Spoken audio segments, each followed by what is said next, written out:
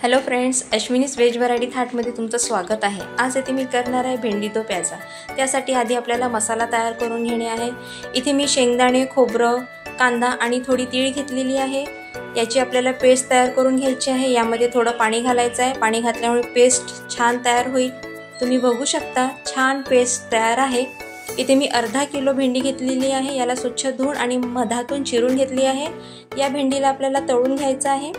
अगदी golden brown, अगदी crispy होतपर्यंत याला तळून घेणे आहे। तुम्ही बघू शकता या पद्धतीने सगळ्या भेंड्या इथे मी तळून घेतलेल्या आहे।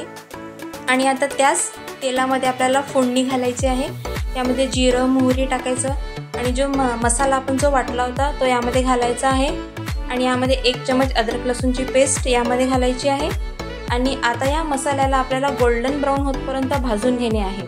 त्यानंतर यामध्ये तिखट, मीठ, हळद, धणेपूड घालायचं आहे। तिखटाचं प्रमाण तुम्ही तुमच्या आवडीनुसार कमी जास्त करू शकता।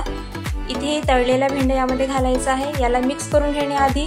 आणि इथे मी काही 5-6 कांदे घेतलेले आहे। त्याचे मधातून पाकळ्या वेगळ्या केलेल्या आहेत। तुम्ही बघू शकता या पद्धतीने अगदी पाकळ्या तयार करून घेतल्या आहे वेगळे यामध्ये घालायचं आहे। जे आपल्याला कांदे अधर कच्चेच ठेवायचे आहे।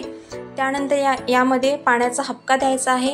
इथे थोडं करत पाणी घालायचं आहे। मला इथे 1 कप पाणी लागलेलं आहे। त्या व्यतिरिक्त जास्त पाणी घालायचं नाही। आता याला मध्यम आचेवर एक वाफ काढून घ्यायची आहे।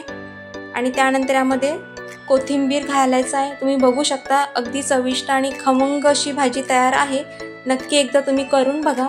Thank you.